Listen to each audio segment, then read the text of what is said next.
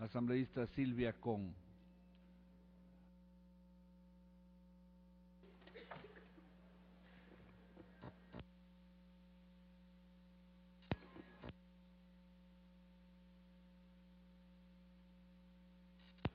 Compañeras y compañeros asambleístas, estamos muy de acuerdo con las palabras del asambleísta Paco Velasco, presidente de la Comisión de Régimen Económico y Tributario, que debe existir una ley de competencia, pero esta ley de competencia tiene que ser transparente porque nosotros somos los obligados a través de las leyes que aprobemos en la Asamblea Nacional de generar mercado, de generar recursos, de generar empleo. Uno de los análisis que se ha hecho dentro de la comisión es justamente el concepto del poder de mercado. Y se dice que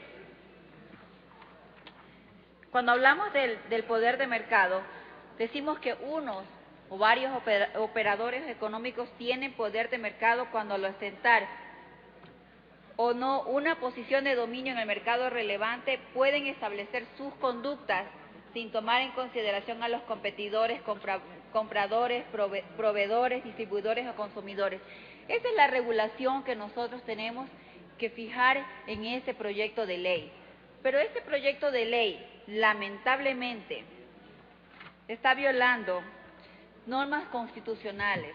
Y viola normas constitucionales porque este proyecto de ley, en vez de regular un mercado, está eliminando el mercado. Y lo está eliminando el mercado sustituyéndolo por una estructura económica estatalmente regulada. Estas son las cosas que realmente nos preocupan cuando debatimos en la comisión y ahorita las presentamos a consideración de ustedes en este primer debate. Escuchaba las palabras del asambleísta Paco Moncayo en que hablaba sobre el poder de mercado enfrenta a las empresas de servicio público generalmente monopólicas. Una de las obligaciones a través de la Constitución es que los servicios públicos que reciban la ciudadanía sean servicios de calidad.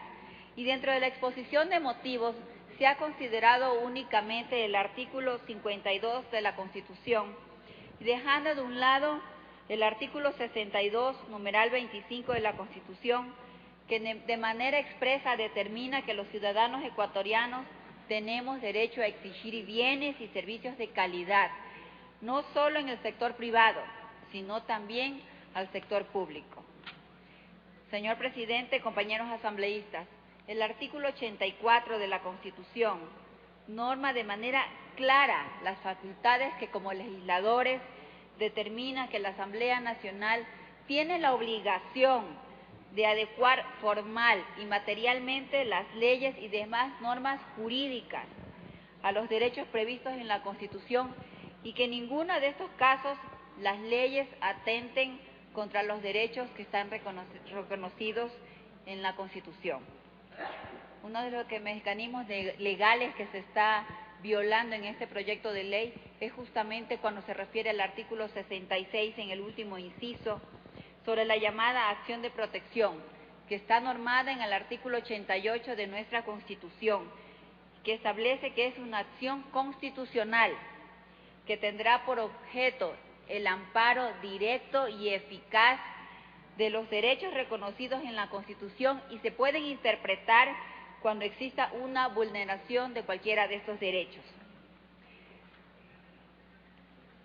Yo quisiera hacer una pregunta y es justamente que aquellos que aprobaron la ley la Constitución de ¿se fijaron en algún momento o establecieron alguna excepción al momento de aplicar una acción de protección? Ninguna. No existe ninguna excepción a este artículo en el cual habla sobre la acción contenciosa de los que son objetos, los actos administrativos determinados, en este caso, justamente en este proyecto de ley por la Superintendencia de Control y Mercados, en la que justamente vulnera un derecho tan importante. La acción de protección era con el fin de evitarnos los largos años de penar en un juicio hasta que nuestros derechos se nos devuelvan. Sin embargo, aquí estamos olvidando lo que alguna vez se aprobó, que alguna vez se debatió en Montecristi. Por otra parte, me gustaría referirme al artículo 46, y en la que se refiere a la designación institucional de las personas que deben conocer y resolver las infracciones dentro de la primera instancia administrativa. Voy a leer los artículos 1 y 2 de los numerales 1 y 2 del artículo 41, en los que indican: primero, conocer, juzgar y resolver sobre las infracciones establecidas en la ley y aplicar las sanciones pertinentes. Y 2, conocer y resolver los recursos que de oficio o a petición de parte se interpusieran respecto a los actos o resoluciones conforme lo previsto por esta ley y sus desamparados ante este tipo de atropellos. Justamente esto es lo que queremos hablar. Y decir que aquí resulta que el mismo superintendente de control de mercado es aquel que va a ser juez y parte, porque muy seguramente nunca el superintendente vaya a aceptar una apelación a sus propias resoluciones. Es decir, nunca va a aceptar que ha cometido un error. Otro punto es la violación de derechos humanos que permitiría el artículo 36 en su numeral 14. Y dice: no puede ser atribución de la superintendencia la solicitud de medidas cautelares a un juez con fines investigativos. En esencia se incurre en el error de asemejar el proceso de investigación administrativa en el control y vigilancia del mercado en un proceso penal. Se debe dejar en claro que entre las medidas cautelares pueden incluirse hasta aquellos de carácter personal que privan al más preciado el bien más preciado de un ser humano, como es la libertad.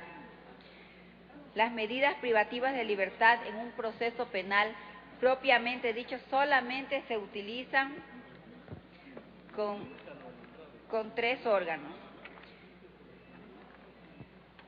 Otra normativa nos resulta inconstitucional es el artículo 76.2, literal F de este proyecto, y en la que se determina que incurren en infracción grave las autoridades judiciales, o sea, jueces que hubieran admitido o concedido recursos legales y judiciales que tengan como resultado impedir o restringir la aplicación a las normas previstas en esta ley, las resoluciones de la Superintendencia de Control de Mercado. Si la propia Constitución, en el artículo 173, determina que los actos administrativos de cualquier autoridad del Estado podrán ser impugnados tanto en la vía administrativa como en los órganos correspondientes de la función judicial, este artículo es inconstitucional porque se pretende sancionar como infractor al juez que en cumplimiento de su función haya admitido estas impugnaciones facultadas por la Constitución. Tengo que recalcar otro punto que es bastante importante, y justamente sobre las sanciones que se van a aplicar a aquellas empresas que se consideren están haciendo una competencia desleal, que las multas van desde $500,000 hasta $10 millones. Esta es una intromisión en la independencia de la función judicial y por su carácter inconstitucional solicito que se revise este artículo. Estas son las observaciones, señor presidente. Quisiera que realmente, Paco, en el segundo debate en la comisión, todas estas consideraciones se las revise.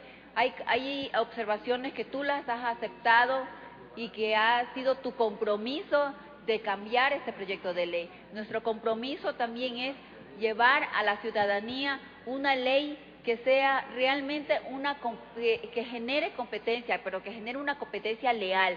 Ese es el control que debe tener esta ley, pero por ningún motivo vamos a dejar que haya inconstitucionalidades en un proyecto de ley tan importante, un proyecto de ley que toda la ciudadanía lo pide, que lo está esperando. Es nuestra responsabilidad como asambleístas llevar y aprobar leyes en beneficio del país, en beneficio del desarrollo del Ecuador, y justamente Queda un minuto, asambleísta.